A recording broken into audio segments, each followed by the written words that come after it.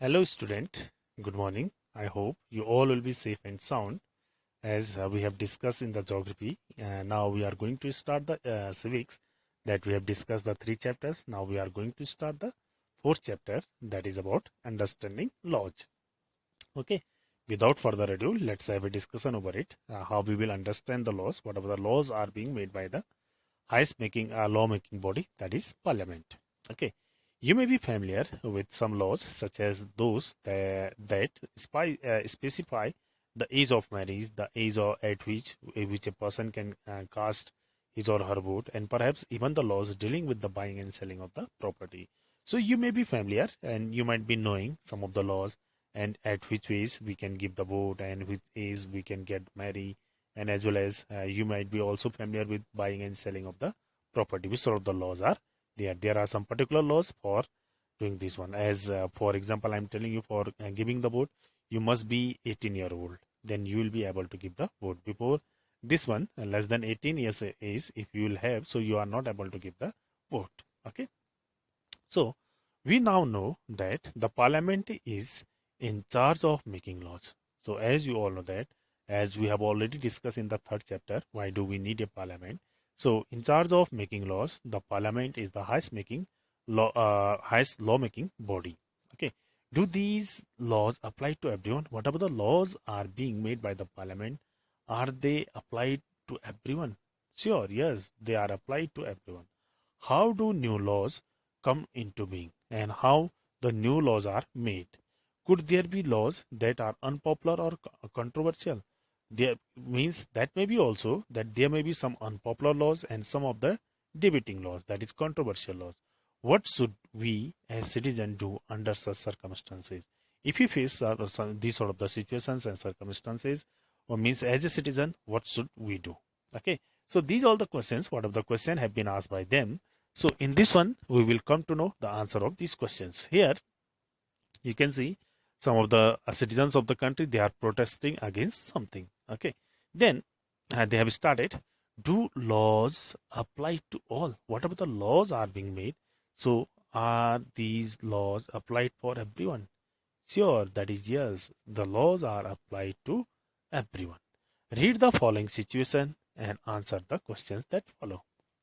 What they have given: a government official helps his son to go into hiding because his son has been given a 10-year jail sentence by a district court for a crime that he has committed. Mean to say, one government official's son is there and he has done a crime and he has got the punishment by the district court, that is 10 years sentence, 10 years jail. Okay.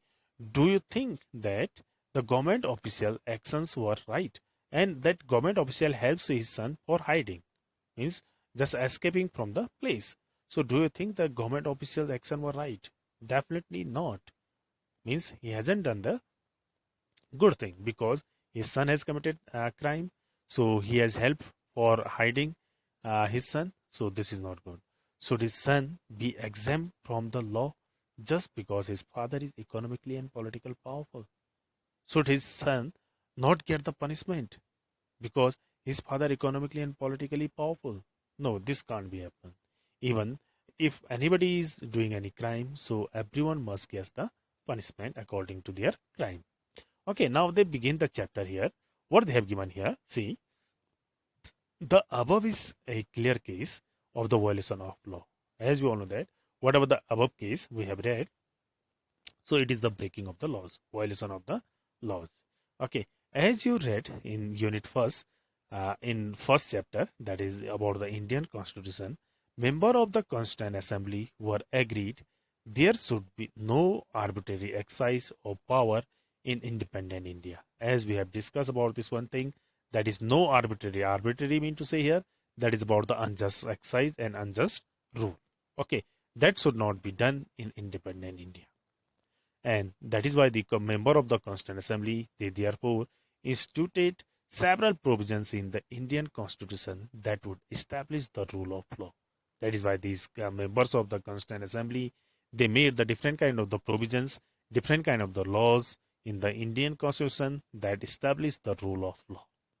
Okay, rule of law mean to say everyone is treated equally before the law. The most important of these was that all persons in independent India are equal before the law. That means to say they have given here all the citizens of independent India, whether you are rich, poor, economically sound, yeah, that is economically not sound, educated, uneducated, whatever, you living in the urban area or rural area. So everyone will be treated equally in front of the law. Okay, then the law cannot discriminate between persons on the basis of their religion, caste, or gender. We cannot discriminate, and we should not do any kind of the discrimination among the people on the basis of their religion, whether you are Hindu, Muslim, or any other religion, whether you are upper caste, lower caste, whether you are male or female. Everyone must be treated equally. Okay, what the rule of law means, that rule of law means, they have given here what that means, that all laws apply equally to all citizens of the country and no one can be above the law. It means to say here that has been given all persons must be treated equally, and whatever the laws have been made, these are applied equally to all the citizens of the country and no one is above the law. Neither a government official, nor a wealthy person, nor even the president of the country is above the law. Even the president of India is not above the law.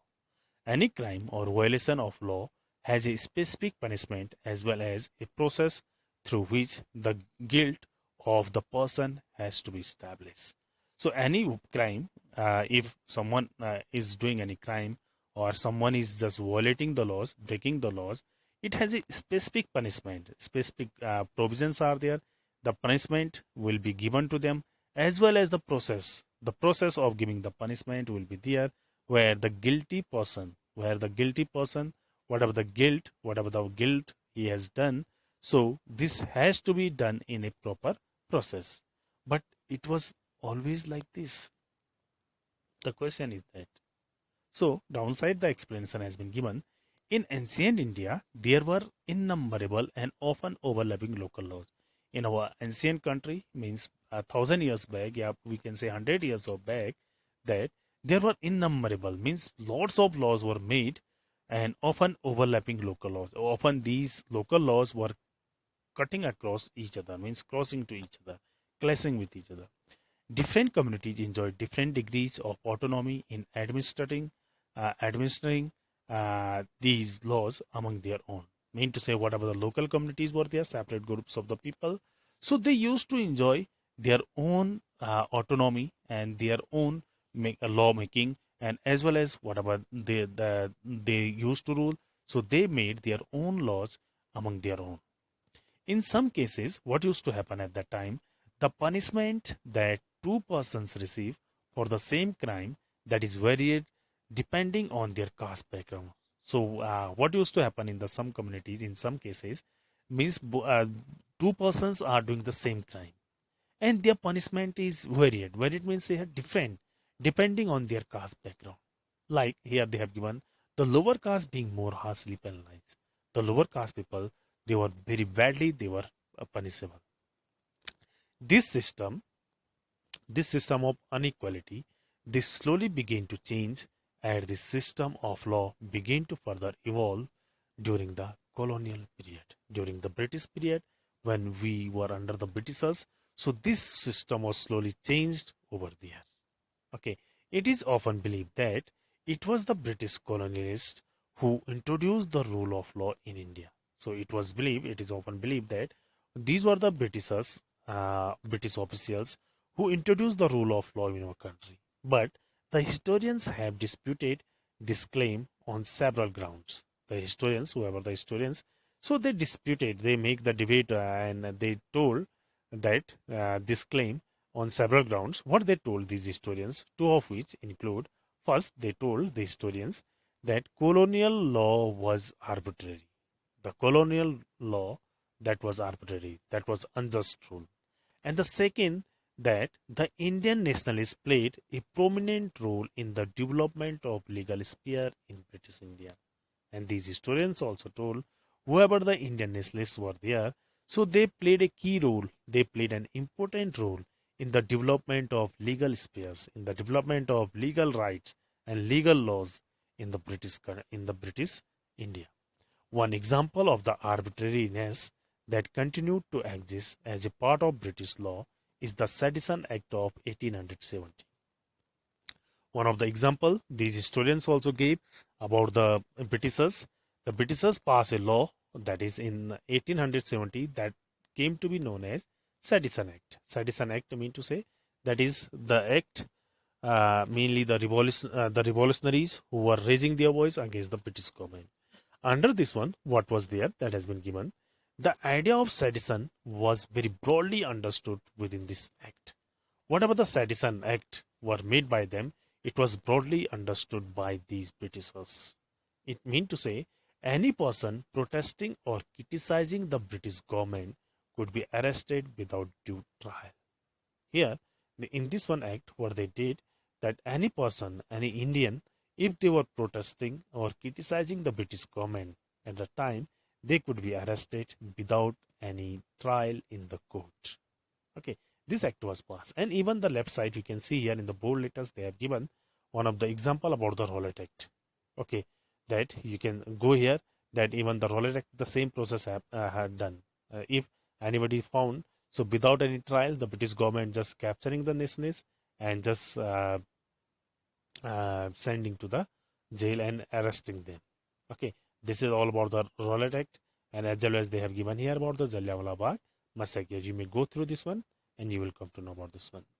Then Indian nationalists began protesting and criticizing the arbitrary use of authority by the British. So the whoever the Indian nationalists were there, they started protesting against the British government, and also they criticized the British government. Whatever the arbitrary use of authority, whatever the unjust use of the authority by the British, they also began fighting for greater equality, wanted to change the idea of law from a set of rules that were forced to obey. So also the Indian nationalists they also just changed their views, and they also begin started their voice. Whatever the laws were forced to obey by the British government, they wanted to change on these laws, and the laws they wanted the laws as including the idea of justice. By the end of the 19th century, the Indian legal profession also began emerging as demanded respect in colonial courts. Whoever the professionalism, whoever the that is, who were indulged in the different kind of the profession at that time, from the Indians, from the natives mainly. So they also began emerging and demanded respect in the colonial courts for them. They began to use a law to defend the legal rights of Indians, and they also started to use the laws to defend the legal rights for the Indians. Indian judges also began to play a greater role in making decisions. Whoever the Indian judges were there, they also started to play a key role, an important role in making decisions. Therefore, there were several ways in which Indians played a major role in the evaluation of the rule of law during the colonial period. Therefore, there were many ways and the different ways in which Indian play a major role, a key role, an important role in the evaluating of the rule of law or evaluation of the rule of law during the British period. After this one, that with the adoption of the constitution, as we all have know that we have adopted and we have implemented our constitution on 26th of Jan 1950. So after implementing the constitution, this document served as the foundation on which our representatives began making laws for the country. After implementing of the constitution, whoever the representatives are elected by the people, they played and they play an important role to make the laws for the country. Every year, our representatives pass several new laws as well as amend existing laws. So, as you all know, that every year, whoever the members of the parliament and that is members in the legislative assembly, they pass the several many laws, new laws, and as well as they used to change amendment to say you have to change the existing ones. And in class 6 book, you might have read about the Hindu Succession Amendment Act 2005. What was this Hindu Succession Amendment Act 2005 that has been given? According to this new law, sons, daughters, and their mothers can get an equal share of family property, whether son, daughter, or the mothers. So everyone will get the equal share in the property of the family. This was the Act of Hindu Succession Amendment Act of 2005. Similarly, the new laws have been enacted to control pollution and provide employment.